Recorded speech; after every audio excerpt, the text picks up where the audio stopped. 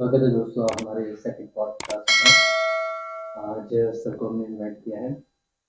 आज हम किसी टॉपिक पे बात ना करके सर की जो जर्नी रही है टीचिंग की, और जो बहुत मोटिवेशनल है, काफ़ी कुछ सीखने को मिल सकता है उससे।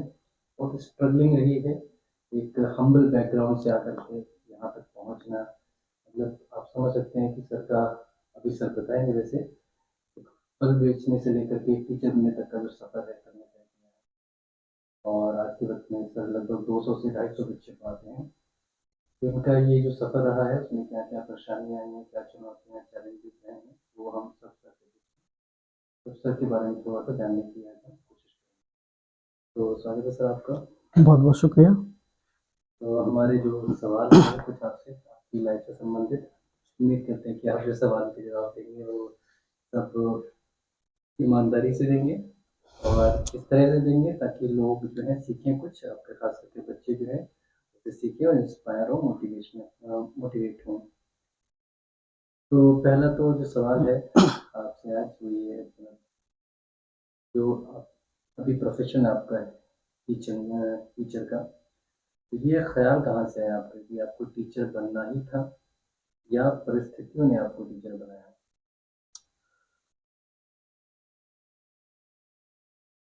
बात बहुत पुरानी है, 2011 के आसपास की है। मैं खुद 9th क्लास में पढ़ा करता था। 9th क्लास में पढ़ा करता था मतलब उस समय 9th क्लास में था मैं। जब ये टीचर बनने का 2000, ख्याल जी आया? जी। ख्याल क्या, उस समय मुझे ऐसा लग रहा था कि नीड है। वो कहते हैं ना कि कब तक पढ़ेंगे और कब से कमाएंगे, ये शौक नहीं हालात तय करते हैं। तो उस समय कुछ ऐसी परिस्थितियां थीं कि मुझे ऐसा लगा कि अब पढ़ाना चाहिए छोटे बच्चों को। और मुझे ऐसा लगता है कि पैसे कमाना बहुत ज़रूरी चीज़ है, लाइफ में बहुत इम्पॉर्टेंट चीज़ है पैसा कमाना। और जो पैसा कमाने के तरीके मुझे उस समय समझ आते थे, वो दो ही तरीके थे, या तो जॉब करना है या बिजनेस करना है। तो बिजनेस करने के लिए कैपिटल चाहिए। उस समय इतनी समझ नहीं थी, हालांकि अब मैं सोचता हूँ, लेकिन ऑनेस्टली अगर मैं कहूँ तो ये सब स्पॉन्टेनियस था, अपने आप हो गया, या मैं इस रास्ते पे आया, मुझे खुद ही नहीं पता चला कैसे आ गया। फिलहाल मेन वजह वही थी कि पैसे चाहिए थे आगे पढ़ने के लिए, या परिवार को सपोर्ट करने के लिए, या समाज में एक स्टेटस मेंटेन करने के लिए पैसे की ज़रूरत थी। आसपास के लोगों को देखते थे, भाई पैसा बहुत ज़रूरी चीज़ है, तो पैसा कमाने के लिए टीचिंग शुरू करी थी। मतलब प्राइमरली जो नीड है प्राइमरली जो जो रीजन था रीज़न रहा था वो आर्थिक था। आर्थिक जी, बैकग्राउंड था। स्ट्रगल देख रहे थे, परिवार का स्ट्रगल देख रहे थे कि पिताजी स्ट्रगल करते थे, फ्रूट बेचते थे और गन्ने का जूस बेचते थे, तो उनका स्ट्रगल मुझे दिखता था। तो उस स्ट्रगल के बीच मुझे ऐसा लगा कि पैसे कमाना है। उस पिताजी को उस काम से हाँ, निकालना उस है। काम से निकालना है। बस प्राइमर रीज़न जो था वो यही है कि पिताजी को मदद करनी है। मतलब जीवन का एक सबसे बड़ा गोल उस समय ये था कि कैसे भी करके पिताजी को रिटायर कर लें, मतलब वो काम ना करें और उनकी जगह मैं काम करने लगूँ। तो टीचिंग स्पॉन्टेनियसली अपने आप हो गई, और अपने आप में उस रास्ते पे गया और आज यहाँ तक आ गया। हम्म, तो क्या जर्नी रही आपकी, मतलब तब से लेकर के अब तक क्या क्या चुनौतियाँ, चैलेंजेस आए आपकी लाइफ में टीचर बनने के, और यहाँ तक कैसे पहुँचे आप? आज आप लगभग 250 बच्चे पढ़ा रहे हैं, वो एक तो जैसे यहाँ की आबादी ही 50,000 60,000 है, तो ऐसी आबादी में आप 200 250 बच्चे पढ़ा रहे हैं। तो कैसे रहा, क्या सफर रहा आपका, क्या क्या चुनौतियाँ आई? चुनौतियाँ बहुत सारी थी, लेकिन वजह बहुत बड़ी थी, इसलिए मैंने कभी चुनौतियों पे ध्यान ही नहीं दिया कि ये चुनौती आ रही, वो चुनौती आ रही। इनफैक्ट कभी मेरे परिवार में भी लोगों को शायद ही ये पता चला कि मैं अपना काम कैसे करता हूँ। अपने जो रिसोर्सेस चाहिए होते हैं कोचिंग के लिए, बेंचेस चाहिए हैं या कुछ भी चाहिए, उसको कैसे अरेंज किया और उसको कैसे बढ़ाया, एडवर्टाइजमेंट कैसे किया, लोगों तक अपनी रीच कैसे बनाई, इसके बारे में किसी को नहीं पता चला कभी। और सही बताऊँ तो मेरे पास भी शुरू में इस चीज़ को सोचने का टाइम नहीं रहा। मेरा सारा का सारा फ़ोकस ये रहता था हाउ टू ग्रो, चैलेंजेस आ रहे हैं, ऑब्स्टिकल्स आ रहे हैं, लगातार आते रहते थे। अब अगर बैठ के मैं सोचूं तो मुझे बहुत सारे दिखेंगे कि उस स्टेज पर मुझे ये चैलेंजेस आए थे, उस स्टेज पर मुझे ये परेशानी आई थी। बट ऑनेस्टली मैं जब वो सब काम करता था तो मुझे कोई ऐसा लगता ही नहीं था कोई प्रॉब्लम हो रही है। सारी चीज़ें स्पॉन्टेनियसली थी क्योंकि वजह बहुत बड़ी थी। वही कि कैसे सफर हुआ, मतलब क्या सफर हुआ, सफ़र कहाँ से शुरू किया, कब शुरू सफ़र किया, कौन से साल में? सफ़र बड़ा इंटरेस्टिंग है, और इंटरेस्टिंग इसलिए है क्योंकि मैंने वो सब्जेक्ट पढ़ाना शुरू किया जिससे मुझे फोबिया था। स्कूलिंग मेरी कभी हुई नहीं, कॉलेज में बहुत ज़्यादा गया नहीं हूँ, और शायद ग्रेजुएशन या पोस्ट ग्रेजुएशन में तो मैंने कभी कॉलेज की शक्ल भी नहीं देखी, कभी क्लासरूम ही नहीं देखा। हाई स्कूल में थोड़ा बहुत कभी कभी स्कूल ज्वाइन किया, इंटर में भी थोड़ा बहुत ज्वाइन किया। बट सफ़र में सबसे इम्पॉर्टेंट टर्निंग पॉइंट ये था कि मेरी किस्मत बहुत अच्छी थी कि मैंने मैथ्स को पकड़ा था। और मुझे मैथ्स से इतना डर लगता था कि मेरे 6 क्लास में 00 आए थे मैथ्स में। मुझे डर लगता था, सबको लगता है कि वो कैसे जब हम प्राइमरी के बाद आते हैं कि प्राइमरी में नंबर्स चल रहे होते हैं और जैसे 6, 7, 8 में आके वो एक्स वाई में अलजेब्रा कन्वर्ट हो जाता है तो बहुत प्रॉब्लम होती है। और 9th क्लास में उस समय एक डर बना रहता था कि ट्रिग्नोमेट्री आती है, त्रिकोणमिति आती है, बहुत डरते थे लोग। मुझे भी मैथ्स से बहुत डर लगता था, और मेरे आसपास के जो क्लासमेट थे उनको भी बहुत डर लगता था। सभी लोग मैथ्स से डर रहते थे। हमारे स्कूल का टीचर भी मैथ्स से डर रहता था, मतलब वो बार बार बेचारे कहते थे कि बहुत टफ है, और वो ऑनेस्टली सही कहते थे। फिर मुझे लगता था कि ये जो टीचर इतना सब कुछ डरे हुए हैं तो जरूर कोई खतरनाक चीज होगी, बड़ी चीज होगी। तो मैं क्या करता था, पूरी पूरी रात मैथ्स को पढ़ता था। और उस समय जो कंस्ट्रक्शन की ज्योमेट्री होती थी वो प्रकार की उसकी मदद से बनाते थे, वो उसकी मदद से कभी बनाई ही नहीं। मैं बनाता था हाथ से, जैसे ड्राइंग बनाते ना देख देख के, वैसे बनाते थे। वो वेनिस्ट स्पर्श रेखा बनने को आती थी तो वो हाथ से बनाते थे। फिर बाद में पता चला नहीं, इसको स्केल और प्रकार की मदद से बनाते हैं। तो मैथ्स को पढ़ना और मैथ्स को सीखना, शुरू में मुझे बिल्कुल मैथ्स नहीं आता था। जब मैं पढ़ाता था उसको, मैं जो भी चीज़ पढ़ाना होती थी रात में बैठ के उसको पढ़ता था, पूरी रात दिमाग लगाता था। मुझे सुबह को अगर मान लीजिए 10 क्वेश्चन करना है तो 15 क्वेश्चन मैंने तैयार कर लिए, और उनको मैंने बच्चों को कॉन्फिडेंटली ठीक से पढ़ा दिया। और मुझे ऐसा लगता है कि टीचिंग में नॉलेज से ज़्यादा जरूरी चीज़ होती है डिलीवरिंग पावर। आप अपने स्टूडेंट को कितना सेटिस्फाई कर पा रहे हैं, आपकी बात उन्हें कितनी समझ आ रही है, बस यही था। मैथ्स नहीं आता था, बट मैथ्स के जो क्वेश्चन प्रिपेयर करते थे वो अच्छे से डिलीवर कर देते थे। इसी वजह से जो मेरे क्लासमेट थे वो लगभग लगभग सब मुझसे ट्यूशन पढ़ते थे। मेरा 9th का जो 10th का क्लास था उसमें मोस्ट ऑफ स्टूडेंट मुझसे ही ट्यूशन पढ़ते थे मैथ्स की। मतलब 10th क्लास में 10th स्टैंडर्ड में थे जी आप, और 10th जी, मैं 10th ही से पढ़ाता था। पढ़ाया। जी, उसके बाद उसके बाद फर्स्ट ईयर में वही है, मतलब यही पैटर्न चलता रहा। यही पैटर्न चलता रहा। लेकिन फर्स्ट ईयर बहुत कठिन हो गया था। हम सबको पता है कि 10th तक मैथ्स उतना कठिन नहीं होता है, लेकिन फर्स्ट ईयर में जो वो वेक्टर आता है उस पर उसके नोटेशन ऐसे होते हैं कि पढ़ भी नहीं पाओगे तुम। कैलकुलस आती है, वेक्टर आता है। हमारे टाइम पर तो 6 बुक्स हुआ करती थी मैथ्स की, वो बहुत टफ हो गया था। 10th तक मुझे ऐसा लगता था, जब मैं 10th पढ़ाता था तो मुझे ऐसा लगता था यार इतना सरल होता है, लोग क्यों परेशान होते हैं, इसको तो याद कर सकते हैं, थोड़ा करोगे थोड़ा समझ में आ जाएगा, याद करके पढ़ा दीजिए। लेकिन जब फर्स्ट ईयर में आए तो फिर लगा कि नहीं, बहुत टफ है। तो चूंकि अब कदम आगे बढ़ चुका था, एक इमेज बन चुकी थी, आप पीछे जा नहीं सकते।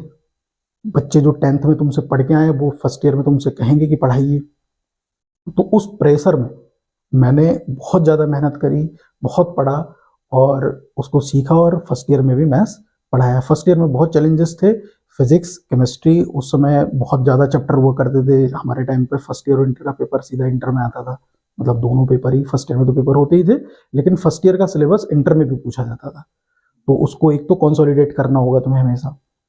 तो फिजिक्स चूंकि एक बहुत बड़ा सब्जेक्ट है, केमिस्ट्री भी बहुत बड़ा सब्जेक्ट है, मैथ्स भी बहुत बड़ा सब्जेक्ट है, ऊपर से हिंदी इंग्लिश भी हुआ करती थी। तो फर्स्ट ईयर में बहुत चैलेंजेस थे। 10th में उतने चैलेंजेस नहीं थे, लेकिन फर्स्ट ईयर मेरी लाइफ का सबसे कठिन दौर था जब मैं फर्स्ट ईयर इंटर में था, क्योंकि मुझे खुद पढ़ना बहुत मुश्किल पड़ता था और फिर वही चीज़ मुझे स्टूडेंट्स को पढ़ाना होती थी और उन्हें पढ़ाते समय बहुत दिक्कत होती थी। तो जैसे कि आप बता रहे कि आपने मैथ्स पढ़ाने से स्टार्ट किया, मैथ्स के बाद में आज के वक्त में आप जो अध्यापक हैं, टीचर है, फिजिक्स के हैं, जी। तो ये स्विच कब हुआ? फिजिक्स की तरफ कब आपका रुझान बढ़ा कि मैथ्स के टीचर ना होकर के फिजिक्स के टीचर बनना चाहिए? जब मैं फर्स्ट ईयर क्लास में था तो मैंने एक बरेली में एक स्कूल में एडमिशन लिया था, क्योंकि फरीदपुर में जहाँ भी मैं एडमिशन लेना चाहता था वहाँ मेरे क्लासमेट या यूँ कहूँ कि मेरे स्टूडेंट भी वहाँ ऑलरेडी थे। तो फिर मैंने बरेली एडमिशन लिया इसलिए जिससे कि मुझे कोई मेरे स्टूडेंट ना मिले। तो वहाँ पर एक लाइब्रेरी थी बहुत पुरानी, उसमें बहुत सारी बुक्स थी, तो मैं कुछ बुक्स पढ़ता रहता था लाइब्रेरी में जाके। वहाँ पर मुझे फर्स्ट ईयर और 10th तक बच्चों को यही लगता है कि मैथ्स ही सबसे टफ सब्जेक्ट है, लेकिन जब लाइब्रेरी गए, लोगों से मिले, तो उन्होंने बताया कि नहीं, मैथ्स से भी ऊपर कुछ चीज़ें हैं। उस समय मेरे दिमाग में एक बात आती थी कि आइंस्टीन बहुत फेमस व्यक्ति है, लेकिन मैंने आइंस्टीन को अभी तक तो पढ़ा ही नहीं है। न्यूटन बहुत फेमस व्यक्ति है, न्यूटन के बारे में तो मैं कुछ जानता ही नहीं।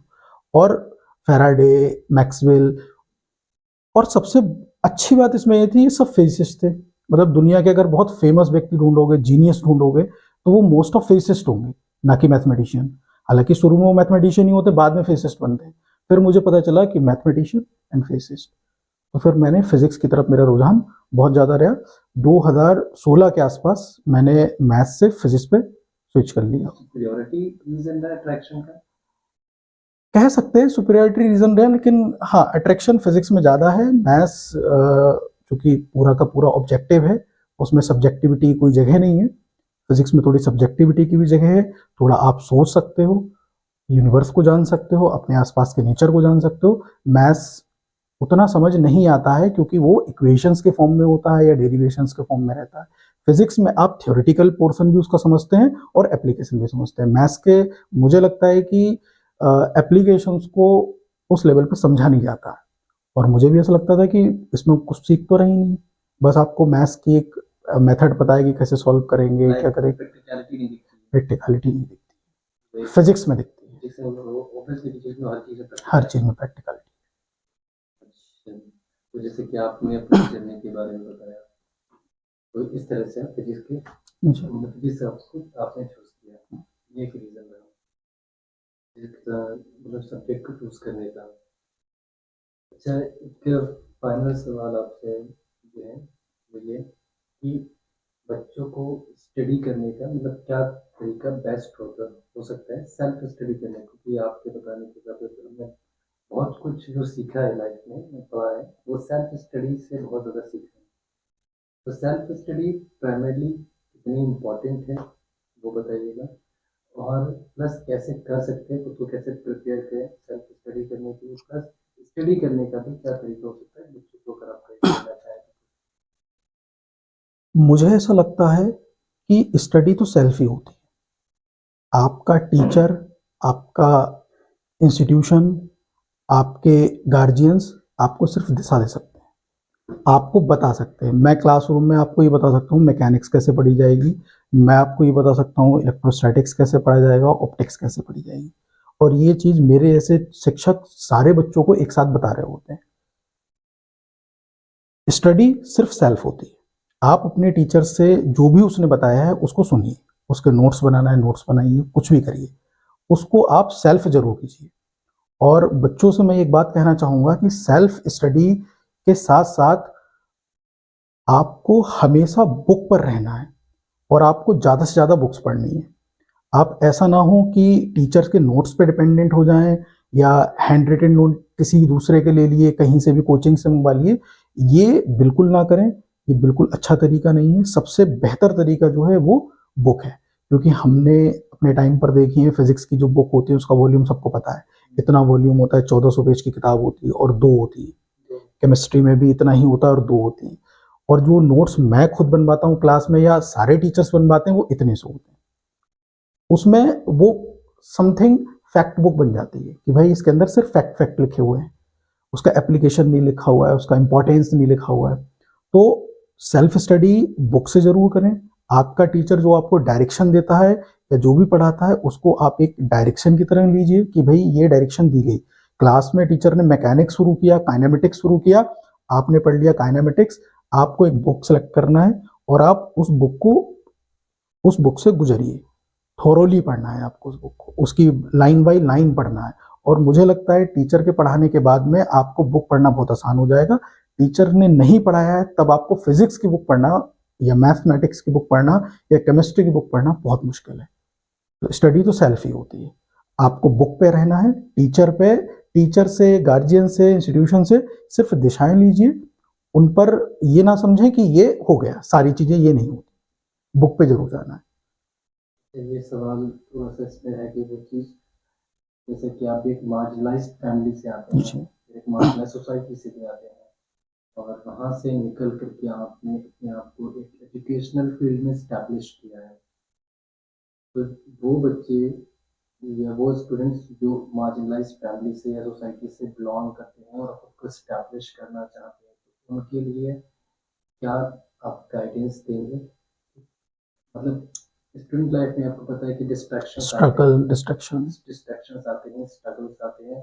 बहुत सारे बच्चे गिव अप कर देते थे कि हमसे नहीं हो पाएगा। वो जो गाइडेंस रहेगा इस इसमें, क्योंकि शायद मेरे ख्याल से आपकी लाइफ में डिसिप्लिन रहा होगा, तभी आप यहाँ तक कुछ भी डिस्ट्रैक्शन की बहुत ज़रूरी, डिसिप्लिन हमारा लाइफ में ज़रूरी होता है।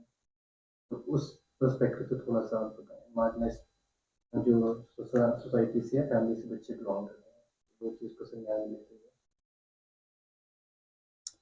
लाइफ में कई बार ऐसा लगता है कि हमसे नहीं होगा, कई बार ऐसा लगता है कि हम कर तो सकते हैं बट फैसिलिटी नहीं है, कई बार ऐसा लगता है कि फैसिलिटी हमें मिलने से ज़्यादा हमें मिलना इतना ज़रूरी नहीं जितना हमारे परिवार को मिलना ज़रूरी है, हमारी सपोर्ट। यानी कि हमें उनसे फैसिलिटी की एक्सपेक्टेशन छोड़ करके उन्हें सपोर्ट करना है। कई बार पर्सन टू पर्सन चीज़ें वेरी हो जाएंगी। कई बार ऐसा लगता है कि हमें फैसिलिटी मिल जाए कि भाई मेरे कमरे में 3 लाइट लगी, 4 लग जाए। कई बार ऐसा लगता है कि यार मेरे कमरे में 3 लाइट लगी हैं, 2 सामने वाले रूम में लग जाए तो मैं एक में काम चला लूँगा। तो आर्थिक स्थिति खराब होने की वजह से ये प्रॉब्लम आ सकती है। तो बच्चों से मैं एक ही बात कहना चाहूँगा कि आपको डिसिप्लिन बहुत रहना है। लाइफ में, लाइफ सब कहते हैं कि लाइफ ना ऐसे नहीं चलती, लाइफ चलती है ऐसे, वेवी फंक्शन में चलती है। जैसे वेव चलती है वैसे लाइफ चलती है, अप एंड डाउन आते ही रहेंगे। अप्स एंड डाउन जब आए तो आपको टूटना नहीं है। अगर आप डिप्रेस फील कर रहे हैं तो कर लीजिए, कोई दिक्कत नहीं है, लेकिन आपको वो लाइन नहीं छोड़नी है जो आपने कर रखा है, जो आप सोच रखा है दिमाग में है आपके, उसको आप आगे बढ़ाते रहिए। और अगर आप मार्जिनलाइज फैमिली से हैं, थोड़ा आर्थिक स्थिति ठीक नहीं है, तो हाँ भाई इतना कुछ कर लें कि एक रिसोर्स बन जाए, चाहे वो ट्यूशन पढ़ाकर बन जाए, चाहे कोई जॉब करके बन जाए। और ट्यूशन पढ़ाकर, जॉब करके कैसे भी पैसे कमाने को आप छोटा ना समझें, उसके साथ में आप अपना डिसिप्लिन जरूर बनाएं स्टडी के लिए। अल्टीमेट गोल पे ध्यान रखें। ऐसा ना हो कि आप उस जॉब में, उस प्रोफेशन में इतना फंस जाएं कि आपको चीज़ें छोटी लगने लगे। मैं एक उदाहरण दूंगा। जब मैं अपने स्ट्रगलिंग फेज में था, इनफैक्ट अभी भी हूँ, बट मुझे उस समय ऐसा लगता था कि कहीं से मुझे, अगर 2011 में, 2011-12 की बात है, अगर मुझे कहीं से 500 रुपये पर डे मिल रहे हैं या 200 रुपये पर डे मिल रहे हैं, तो मुझे ऐसा लगता था ये तो मोर देन इनफ है, जितने की नीड है उससे ज़्यादा है। बट मैं कभी वहाँ पे रुकता नहीं था। मुझे लगता था ये शॉर्ट टर्म में है, आप एक दिन ऐसा कर सकते हो, 2 दिन ऐसा कर सकते हो, 3 दिन ऐसा कर सकते हो, लेकिन आप हमेशा नहीं कर सकते। तो आपको ये ध्यान रखना पड़ेगा कि अगर आप कोई बीच में आप पार्ट टाइम जॉब कर रहे हैं या ट्यूशन दे रहे हैं, तो वहाँ पर रुकना नहीं है। आपको उसे एज ए स्टेप समझना है कि इसको मैं अभी फॉर द टाइम बिंग कर रहा हूँ, अल्टीमेट गोल वही है। स्टडी के साथ सबसे बड़ी दिक्कत यही है कि जो इकोनॉमिकली वीक बच्चे होते हैं वो सबसे ज़्यादा यहीं पर डेमोलाइज होते हैं कि जब वो लाइफ में स्ट्रगल कर रहे होते हैं और उनको ज़रूरत पड़ रही होती है पैसे की। तो अगर वो उसके बीच में कोई काम कर लेते हैं, उसमें उन्हें आनंद आने लगता है, पैसा आने लगता है, तो वो अपनी स्टडी को भूल जाते हैं या बीच में छोड़ देते हैं। मैंने बहुत सारे मेरे फ्रेंड हैं ऐसे, मैंने उनको देखा है कि वो क्या करते हैं कि उन्हें थोड़ा सा काम मिल गया तो उन्होंने स्टडी को साइड कर दिया, उस काम पर वो स्टक हो गए। अब अभी तो आपकी सैलरी ठीक है, अभी तो आपका जो सिनेरियो है उसके हिसाब से आपको मोर देन इनफ लग रही है, लेकिन एक टाइम के बाद आपको ये कम लगेगी। तो सेल्फ इन्वेस्टमेंट बहुत जरूरी है। सेल्फ इन्वेस्टमेंट के लिए आप पढ़ते रहिए, आगे सीखते रहिए, जो भी चैलेंजेस आ रहे हैं उनको पार्ट ऑफ द गेम समझिए, जिंदगी का हिस्सा है, आते रहेंगे, जाते रहेंगे। ज़्यादा प्रेशर लेने की ज़रूरत नहीं, और प्रेशर आए भी तो काम डाउन रहिए, थोड़े समय के लिए आएगा, ठीक हो जाएगा। दोस्तों से मिलिए, टीचर से मिलिए, टीचर से बात कीजिए। मैं भी इसमें कुछ ऐड जी करना जी चाहूँगा। तो बिल्कुल। उसमें मुझे ये लगता है कि इसके लिए बहुत ज़रूरी है कि आपकी लाइफ में 1 या 2 लोग ऐसे हों, जो जिनसे आपको हमेशा कुछ ना कुछ एक रिमाइंडर एक रिमाइंडिंग बिल्कुल। कॉल आती रहे कि आपको ये करना है। कि मेरी लाइफ में बहुत इम्पोर्टेंट रोल प्ले किया है मेरे दोस्तों ने भी, कि मुझे हमेशा एक रिमाइंडिंग कॉल आती रही जब जब मैं डिमोरलाइज़्ड हुआ या मैं एक लंबे समय से मैंने स्टडी नहीं की। और जब मैं उनसे मिलता हूँ तो वो मुझे लगता है वो स्टडी कर रहे हैं या वो ग्रो कर रहे हैं लाइफ में। तो मुझे वो एक रिमाइंडिंग कॉल आ जाती है उससे।